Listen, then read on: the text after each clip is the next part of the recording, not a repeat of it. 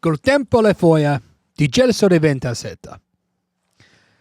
Time and patience change the mulberry leaf to silk.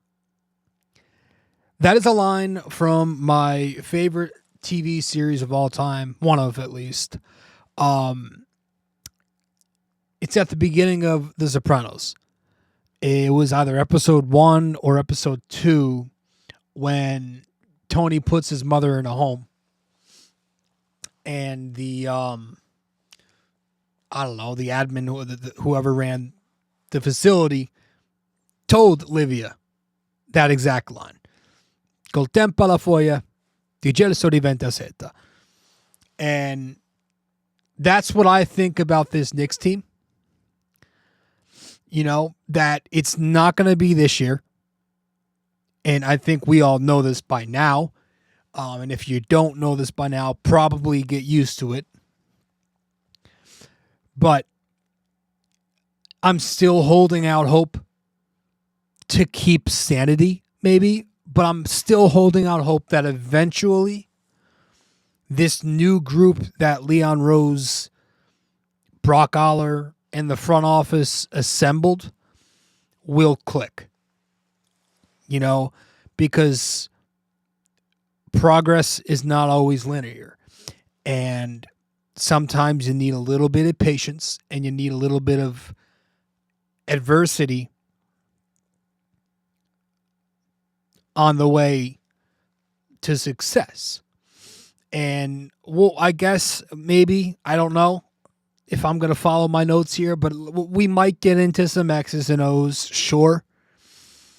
But right now, I think everybody can agree that it's very simple. Right now, the Knicks just don't have the team to do what it takes this year. And nothing they can do, no signing, nobody from the buyout market, no trade, given their financial limits and their in-house limits. That nothing they can do can put them there either. Not right now, because they're close to the second apron. They can't increase payroll. They don't have picks or players to trade really outside Mitch and Precious. Like, this is what they have to work with for the most part. So they're going to have to find it within themselves. This is the team. This is the team you're getting from now to the end. Minus some minor changes. This is the team. And it's on the captain of this team in Jalen Brunson to figure this out. It's on the heart of this team in Josh Hart to figure this out. It's on the head coach of this team, Tom Thibodeau, to figure this out. Because we know where we stand right now. Every single Knicks fan that has a clue knows where this team currently stands. Right? They know where the Knicks sit up against the top teams in the NBA. Cleveland, Boston, OKC. There are finals contenders. Boston, Cleveland, OKC. There are contenders who are maybe just below that tier, maybe get into that tier soon. Denver, maybe Dallas, maybe one other team. And then there are a whole bunch of contenders in the field, but those contenders really have no shot at winning a title. And that's where Tom Thibodeau's Knicks enter the picture. I don't think the Knicks are close. I thought they were close. After this game, I don't think they're close. Tonight was appalling. And yes, I'm recording this a couple hours after the game. It's midnight as I start my recording here, so technically it's Saturday, January 11th. The Knicks lose 126 to 101 to OKC at home. Let's talk about it.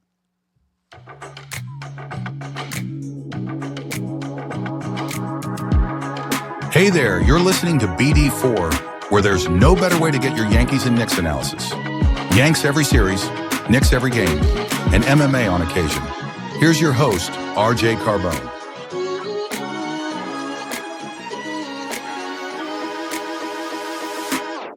And a high drive into left center field. Stanley's going to watch another one fly. Are you kidding me?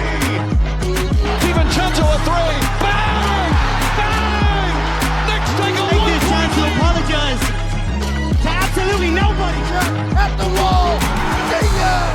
See ya! See ya! Mr. Nova! Anthony for three. Bang! That one goes down and the game is tied. Rose, you shook up the world again. I did it again. But God did it, man. I really just had Gonna have to. Brunson running away. Oh my! He has been the best player to put on that uniform. Ball game over. Yankees win. The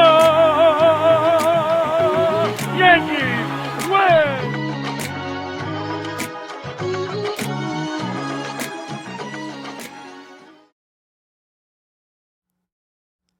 Yeah.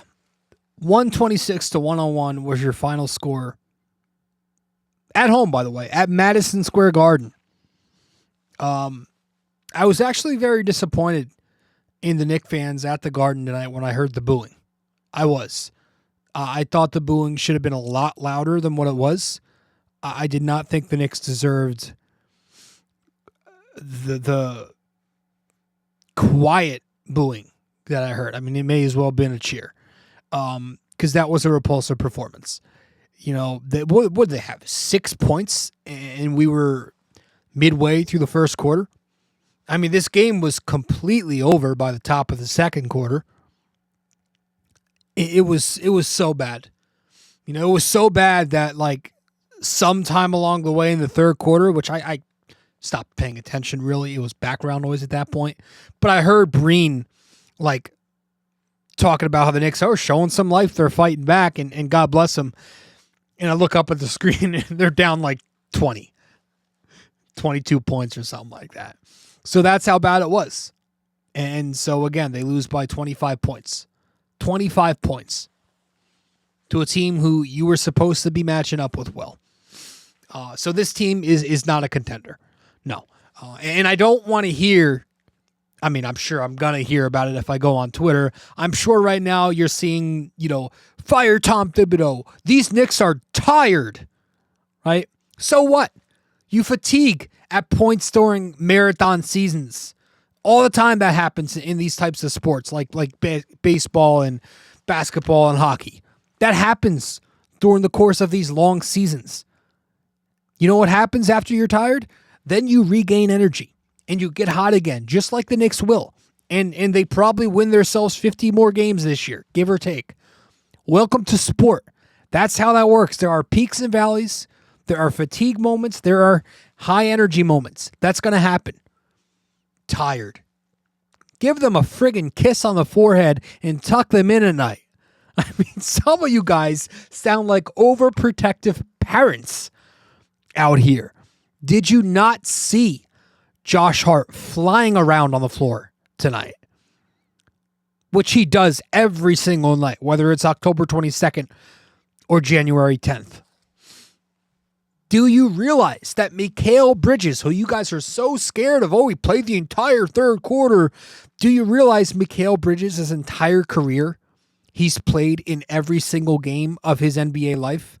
And he's doing so at 35 minutes plus per game consistently over the last several years?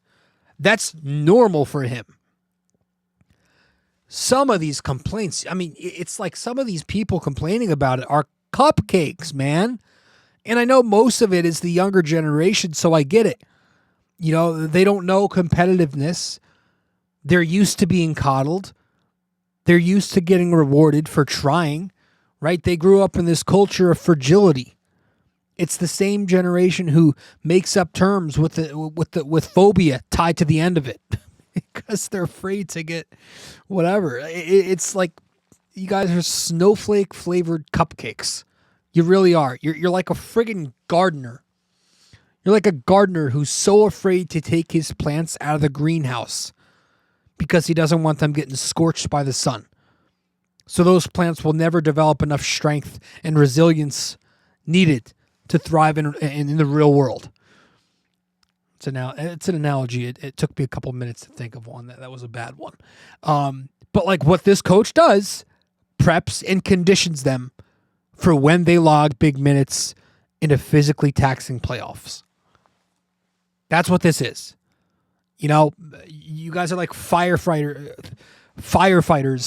afraid to enter a burning building. Part of the job is the risk.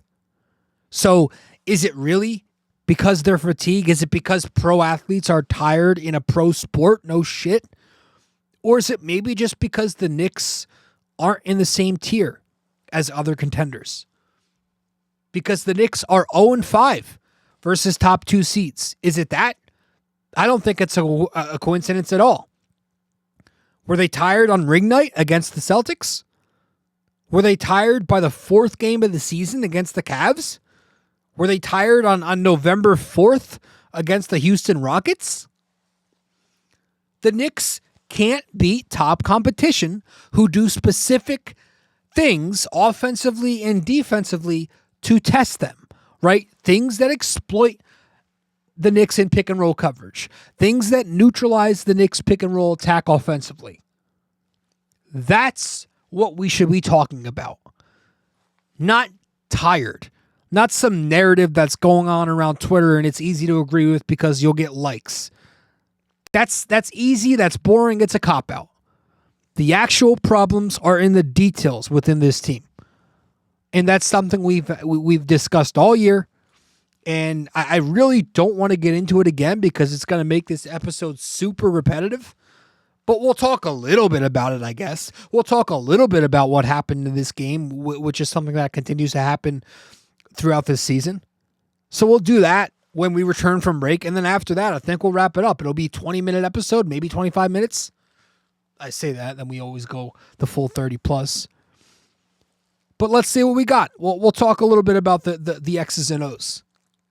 Stay with us here on episode 778 of BD4. The Knicks get exposed like hot trash. Be right back. BD4 is available on social media for those who want to follow.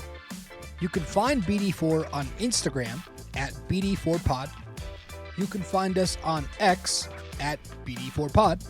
And you can find us on Facebook by simply searching BD4.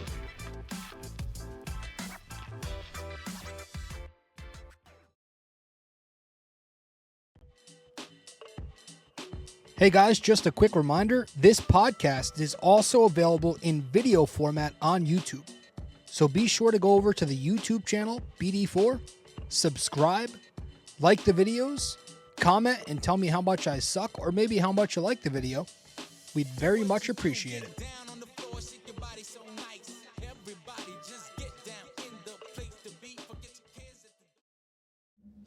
All right. Well, welcome back to the show. The Knicks lose 126-101 to OKC. And we continue to see the same exact issues. In particular, this is something we've discussed time and time and time and time and time again this season. So if you are miraculously a consistent listener to the show, first of all, thank you. But I don't think I have any of those. But if you are, I'm sorry for repeating myself because I'm going to do it again. And I'm going to keep repeating myself until this issue doesn't become an issue anymore. And the Knicks have an issue with switching defenses that put the big to Hart in the wing and small to Towns. Right? And in this game against OKC both times, it was when they put Isaiah Hartenstein to Josh Hart, and they had Lou Dort and J-Dub guard Towns. It's a consistent problem for the Knicks because, you know, when Brunson isolates the wing switch off pick and roll, that's not a favorable matchup for him. When Towns gets the small off the pick and pop, that's not a favorable matchup for him to shoot the three. He's uncomfortable in doing so. against a perimeter defender. If the Knicks don't use Josh Hart to screen or initiate pick and roll in scenarios when the big is on him, the defense sends paint help off of Josh Hart with the big. If the Knicks do decide to bring Josh Hart into the action, then the big, again in this case Isaiah Hartenstein, hedges to Brunson. And Brunson sometimes is way too slow to hit the second side or way too slow to hit the short roll. And sometimes the Knicks will play right into the hands of the defense where they'll see that Josh Hart was left open off the hedge and he gets an open three-point corner look. And he'll either shoot it, which they're going to live with because Hart is not a strong shooter, or he'll pass up. And now all of a sudden, because he passes up the three off the hedge, you're in late clock offense and you're scrambling and you're trying to figure out something. If the Knicks are trying to set up Towns on the post versus a wing, the defense scram switches it or they pre-switch it. But even if they decide to play it straight up, they're able to send weak side help when Josh Hart's on the floor with their big man. It is a consistent issue that we continue to see versus good switching defenses. It's the same thing. When the Knicks play defenses with wingspan and switchability, they don't get the job done, which is why I went into the numbers and figured this one out. So far this season, against Houston, Cleveland, Boston, OKC, and I threw Orlando in there because they play the same way, have the same type of personnel and scheme, versus those 5 teams across 9 games, the Knicks are averaging a meager 104 points per game. That's not a coincidence. I couldn't figure out the offensive rating, but if they're averaging 104 points, I can't imagine it's much higher. It's in the last episode, I said in order for the Knicks to beat the Thunder, they're going to need Brunson to be on his game.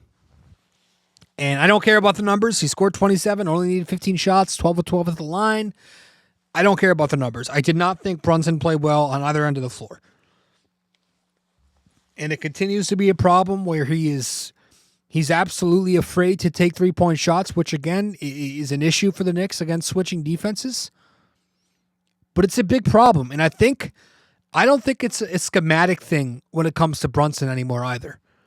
Like, I don't think it's aggressive coverage versus conservative coverage. Like, I don't think it's a drop defense, switch defense, hedge, blitz type of thing anymore.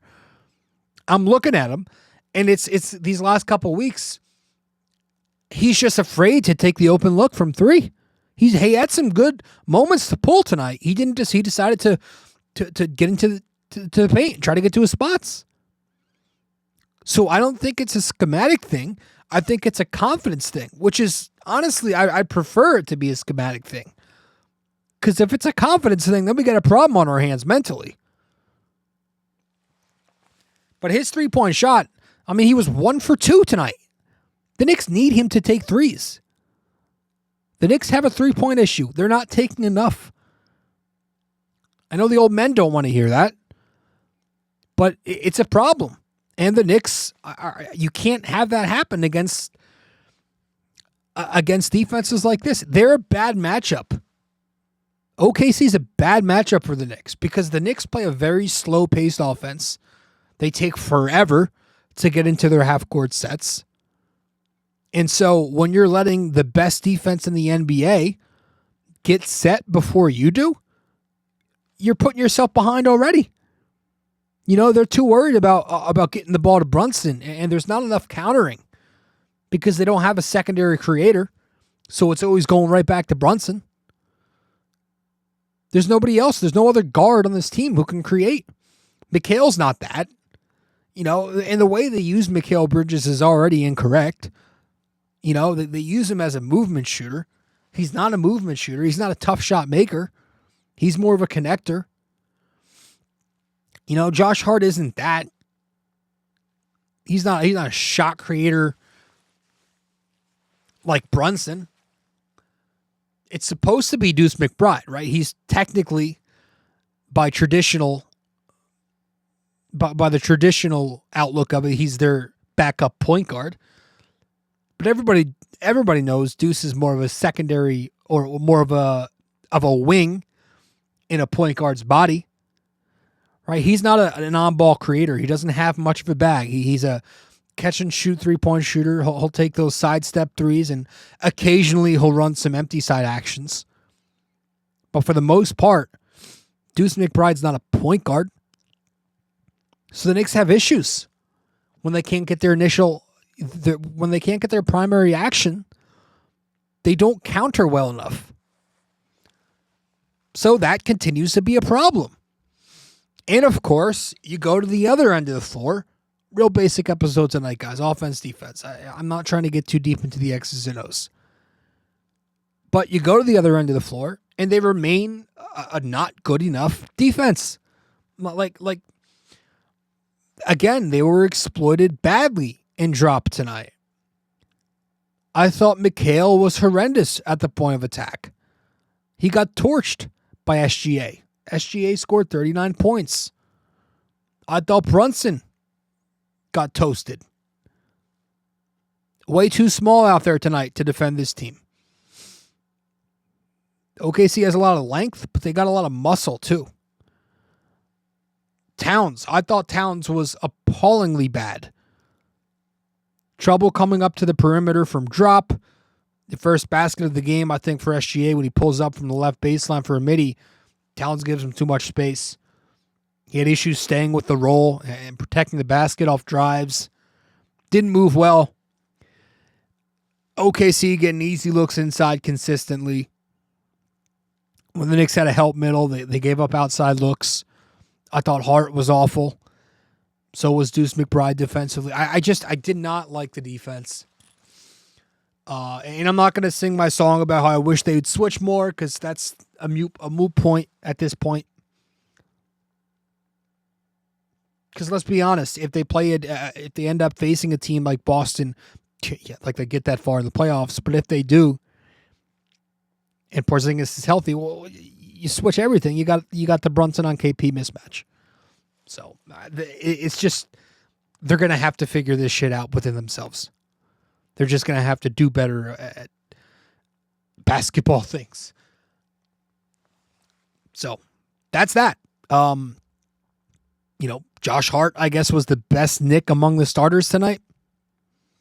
Again, I didn't think Brunson had a good game. I didn't think Cat had a great game. I don't care about the numbers. I thought Hart, he had a double-double, was the only one showing life. He played better than everybody else. Provided more of a winning impact than a lot of other guys. Although I didn't think he was great. I thought his post-game comment was interesting. Ian Begley asked him something like, do you think the Knicks have enough to compete with the top 8 teams in the NBA? And he responds and he says, I think we do. We have to go out there with energy. We have to go out there with no egos. We have to go out there with no individual agendas. We have to go out there and sacrifice. So, talking about one thing. So that's I'm curious to what or who he was referring to. But there's definitely something behind that comment. So that's not a great thing for the Knicks. But yeah, I mean, he was the best among the starting 5. You go to the bench, I didn't think anybody was good. Campaign had the best numbers. But I really don't like his play over the last couple of weeks. And so now the Knicks have the Bucks next. Doesn't matter because my opinion has now changed. It's nothing going forward is going to get me excited because the Knicks aren't beating contenders. They have Milwaukee, who's right behind them in the standings now. They've jumped Orlando. That Bucks game is Sunday. It's a 3 p.m. Sunday game. I will be going to that game with my cousin. So Hopefully they get a win and bounce back, but like it's going to be hard to really just be invested.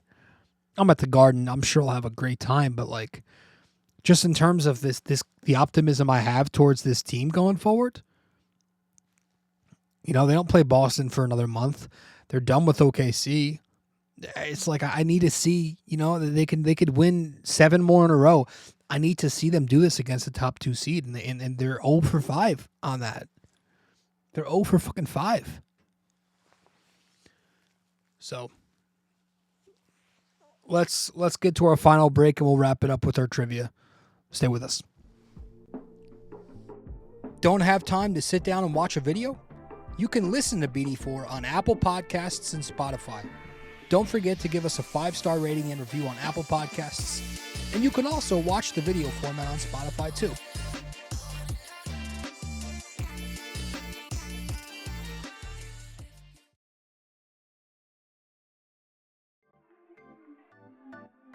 If you feel like supporting the podcast, you can Venmo at Robert-Carbone-JR-28.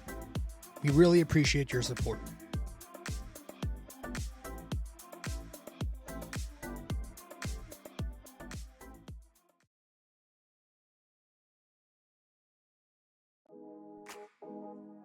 Do you enjoy Yankees baseball but are tired of hearing me yap?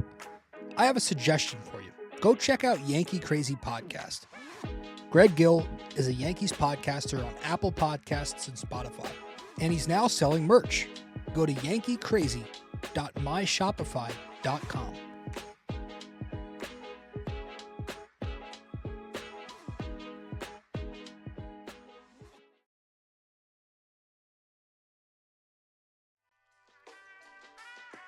Stay connected with us. Visit BD4blog.com to explore our blog, tune into our latest podcasts, and follow us on social media. Thank you for being a part of this community.